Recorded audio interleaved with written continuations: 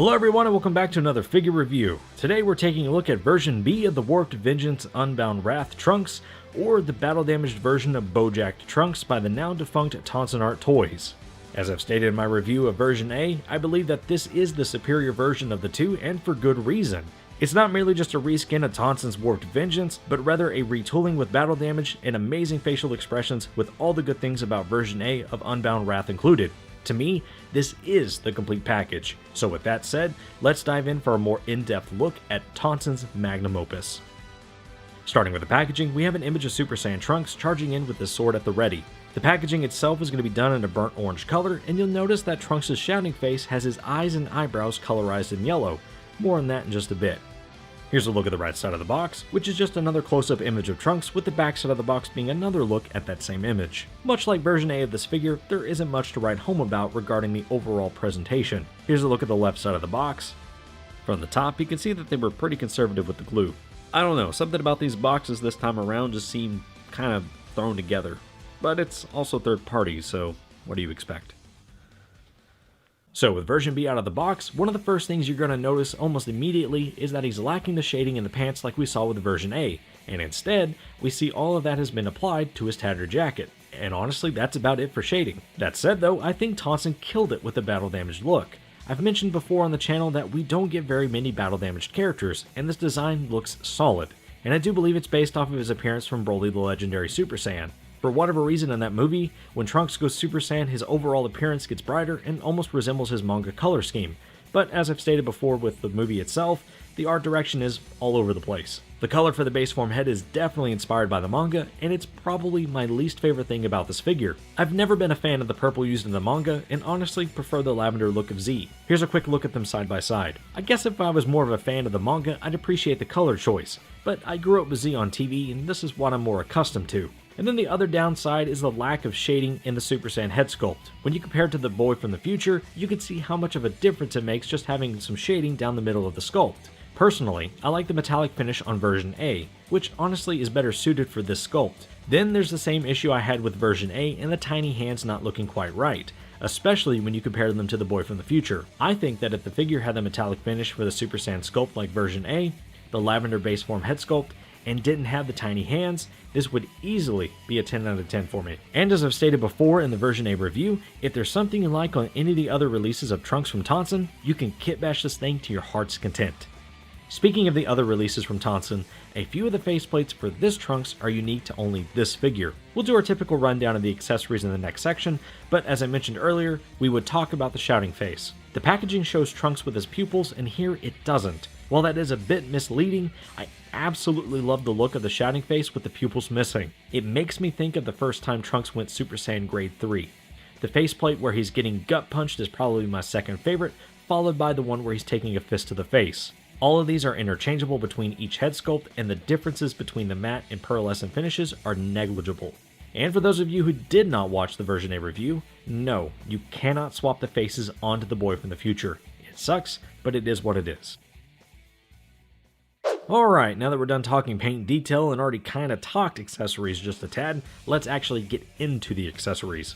Out of the box, version B is going to come with a variety of accessories just like version A. In fact, the spread is almost identical. However, instead of a baby Trunks and a hand holding a flower, he's going to have two open palm blast effects along with a discount Sword of Hope effect piece. So with all that, Trunks is going to come with the Super Saiyan head sculpt on by default with 4 extra faceplates for a total of 5, a base form head with a total of 3 faceplates, 6 extra sets of hands for a total of 7, a broken sword with a scabbard that comes with 2 straps for when you have the jacket on or off, the Sword of Hope effect piece, and the tattered jacket, which honestly isn't an accessory seeing as version A had it on by default, but it's worth mentioning still as it is stylized. So not including the stern face that comes default on the Super Saiyan head sculpt, we get a teeth gritting face, a shouting face that's missing the pupils, a face with an indentation of a fist, and a face where he's got some spit coming out of his mouth from taking a lariat from Broly. For the base form head we get the default stern face, a teeth gritting face, and a smiling face. Not including the fists that come attached, we get 2 splayed out hands, 2 Masenko hands, 2 clenched hands, 2 hands for holding the scabbard, 2 hands for holding the sword, and 2 splayed out hands with energy effect pieces pegged in. Now, is there anything missing with this release? As a standalone figure that runs roughly 80 USD, no, I don't think so. Although it does feel like the original Warped Vengeance came with a lot more, and that could just be the illusion of the slashing effect pieces for the sword. They are 2 pieces in total, and one of them is definitely a bigger piece of plastic. But if you had to ask me if there was anything I wish that this came with, I'd refer you all back to the previous segment. It would be the finish for the hair sculpts from version A, and when you see the head swap section later in the video, you'll definitely understand why. I think though, for the price point, Trunks comes with enough to feel like you've gotten your money's worth. Alright, quick PSA before we get into the actual articulation of the figures. It is extremely important that you maintain, or at least do some preventative maintenance on these figures before you start messing with them. Both of these figures and the original Tonsen ArtToys Trunks, the ones that are shirtless or jacketless that came before these, are both going to have very tight tolerances. And I'm talking like we're squeaking some serious joints. I'm bringing Trunks up to the microphone so you can hear. This is very, very tight. And you can see, as I move Trunks back and forth, it's very noticeable that it's getting tighter, or will get tighter on me as I continue to do that. One of the things you can do is A, soak it in some hot water, or B, get yourself some silicone oil and lube up the key areas of the figure that you notice that there are some very tight tolerances. Mainly what we're going to do first are going to be here in the shoulders, and then we're going to give a quick rundown up underneath here for the butterfly joints. It might be a little harder to do the butterfly joints, but we'll kind of work our way as we go. Now, Trunks version A here, I've already taken care of his tight joints. And you can kind of hear it, or actually you can't hear it. See how it moves very effortlessly? Let me move this Trunks out of the way so the way this camera will focus on this Trunks. Trunks here moves his arms back and forth pretty effortlessly. It's not as bad. So there's no excessive tightness. You get a little bit of creaking, but I would call that normal and not dangerously tight. You can kind of hear it in the butterfly joints as they move, but that is, I wouldn't call that really concerning. The other Trunks though, for sure, a little bit of creaking here, might benefit from some shock oil there, but it's fine. Legs are good, and then your knees and such are solid. And I think the bicep swivels are good. Okay, so Trunks here, this one here is good to go. Let's take a closer look at this one and get this one doctored up. So, I use the term shock oil and silicone oil interchangeably. This is something that I picked up off of dstartoys.com. It's one of the most reliable places anyways that I could find silicone oil that I felt comfortable with picking up. I'm sure you could find some on Amazon, but this is like $8 before shipping and handling and tax, and you just need a drop. And you can see I've used a little bit, not much, at least from when I originally bought this to now. And we're gonna, like I said, doctor this up. So, what I'm gonna do is I'm gonna lift the arm up, take this, and we're gonna zoom in so y'all can see what I'm doing. A little drop right there in the joint is all you need. Okay. And now I'm going to work that back and forth. See, instantly you can hear that there was a instant relief in strain. So that is good. Biceps are good. I don't think I need to oil up the shoulders, but this is night and day compared to that. So let's do that one next. Again, a very small drop is all you need.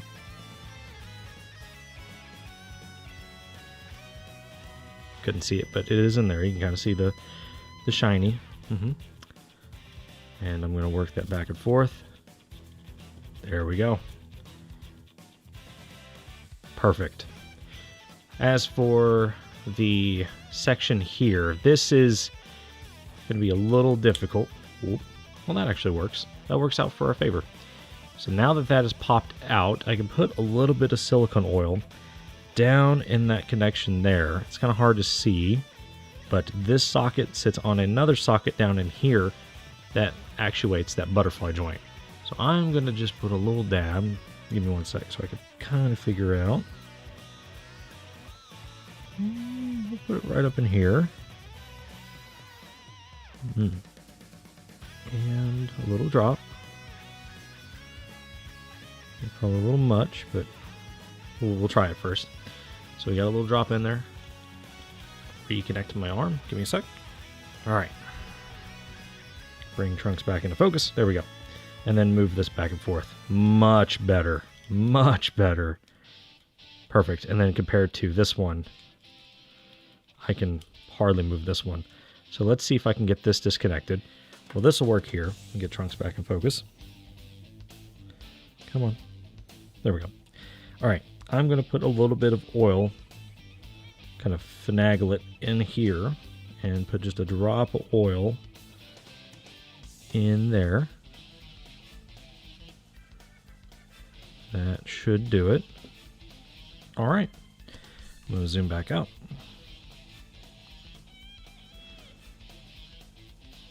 Okay. I'm moving this away.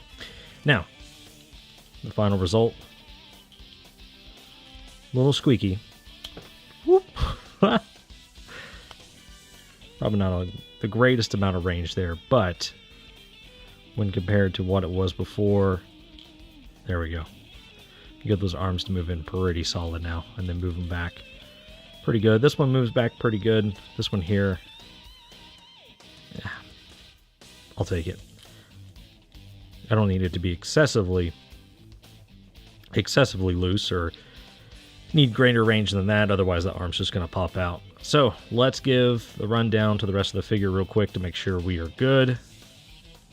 Connections feel good. Upper bicep swivels are good. Articulation in the chest. Rotation feels good. It has a little creak to it, but it's not seizing up on me as I go. So I will leave that alone. I don't feel like I'm twisting something at the bottom either. Or the connection. Leg joints feel good. They sound good. The upper thigh swivels sound good. And then the knees feel very solid. So that takes care of that.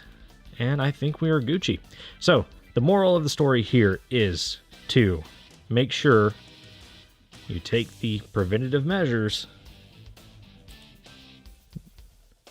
to ensure that you're not going to just outright shear something off because, you know, it's seized up on you and it won't loosen up anymore. So better to have somewhat loose joints than excessively tight snug joints, as you were listening to just a minute ago. This definitely helps, and again, I do recommend you pick up some shock oil. Say you don't care for D-Star Toys or whomever, just get it from somebody that you can trust and rely on, and you'll thank me and yourself in the long run. So yes, you can go to dstartoys.com, pick up some silicone oil. I'm not paid to promote this or anything like that. I'm just looking out for y'all to make sure that you're happy with your figures here and any other subsequent figure that you get that might have a little bit of stiffness to them. Let's move on now to the next segment and go from there. Now for the head swaps, we'll be taking a look at what these head sculpts look like on the following figures. The Boy from the Future, versions A and B of the original Warped Vengeance, and version A of Warped Vengeance Unbound Wrath, or as I like to call them, Bojacked Trunks. I figured I'd start with the base form head. I'm not really feeling this particular sculpt on any of the other bodies of Trunks, except maybe version A of Unbound Wrath. For some reason, him having that darker jacket on makes it a little more tolerable. but it definitely doesn't feel quite right on the boy from the future, probably because he needs a little more muscle mass and a little more height on him. Because at this point in time, he's supposed to be, what, a year older due to the hyperbolic time chamber? That's neither here nor there. Now, while I'm a fan of the pearlescent look for version A, the matte finish doesn't look half bad, especially on Bojacked Trunks and version B of Warped Vengeance, which, as it should, since that's perfect for his movie 8 appearance.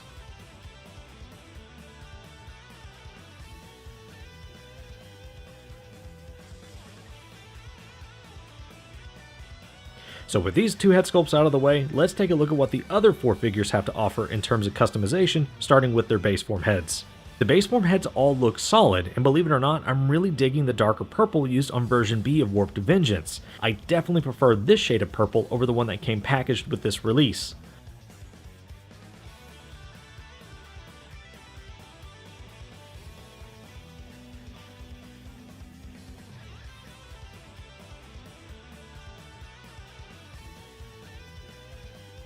As for the Super Saiyan head sculpts, it's honestly dealer's choice, but I do like the more metal look the Boy from the Future sculpt brings to the table, especially in combination with the figure's tattered design. Kinda gives us a good representation of what if Trunks struggled against the androids after returning to his timeline, but obviously we know he didn't because, well, he's the drink.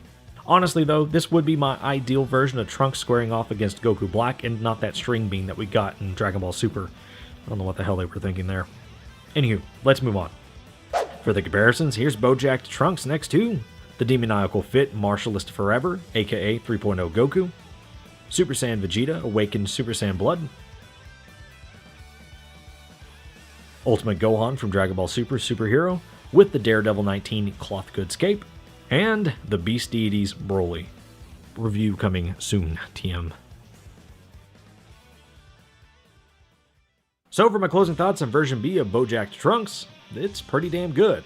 The fact that version A sold out before this one did is beyond me, but at the same time, I get it. Folks wanted a Trunks from Bojack Unbound that was the complete package, and the battle damaged look is definitely catered towards a specific audience. Since Broly the Legendary Super Saiyan is my favorite DBZ movie of all time, it makes sense that I would pick up this version as well because the overall aesthetic is almost spot on with his appearance from that movie. I would say that this figure is something that I wish Tamashii would make note of, but they already have, and that's why Tonsen ArtToys has now been disbanded.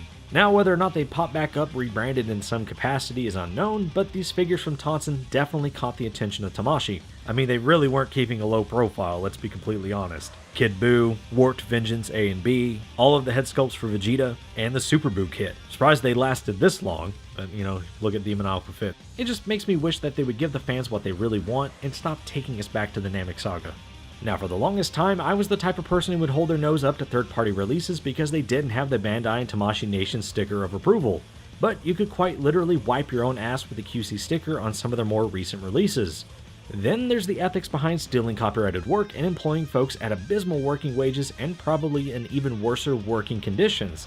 But I'm beginning to understand why more people are gravitating towards these releases.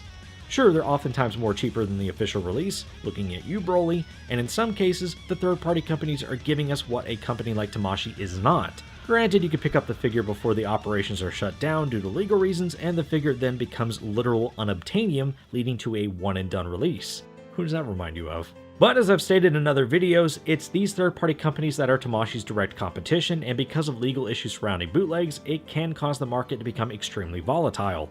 Right now, version A of this figure is going for roughly 160 USD, and that's not including shipping and tax. And don't even get me started on current prices for the original Warped Vengeance A and B. But this review is not here to sway you one way or another because of the ethics surrounding bootlegs. If you're watching this video, then there's a good chance you already have this figure and maybe you haven't taken it out of the box yet, or you're seriously considering picking it up. Here pretty soon, Demoniacal Fit is going to be releasing their version of Bojacked Trunks, codenamed The Coming One, Top Gun. Side note, I seriously want to know who comes up with these names. Anywho, that figure appears to have the jacket built in, and it's not a removable piece, which is probably going to work better for articulation like in the Boy from the Future. The Super Saiyan sculpt looks like absolute cheeks, probably because of the faces, but I really dig the base form hair. But if you can find Unbound Wrath version B for a reasonable price, pick it up. The bang for your buck is there, and if you take the necessary precautions to ensure the figure doesn't break on you, you're going to enjoy it. It doesn't just feel like the original Warped Vengeance A or B with updated hair sculpts and a removable jacket, but instead, it's quite literally unique enough to be a standalone release worthy of the name Trunks. And that's going to bring us to the end of the review. I'd like to thank you, the viewer, for making it to the end. If you haven't already, kindly hit the like button and subscribe, as it helps me out and keeps the channel growing. Plus, I've got other videos up and more to come, much like Demon Aquafit's The Coming One. I'd also love to hear your thoughts on this figure. Do you own it? And do you think it's the superior of the two Unbound Wrath releases? If not, why version A? But as always, this has been Elite Reviews, and I'll catch you all in the next one. Peace.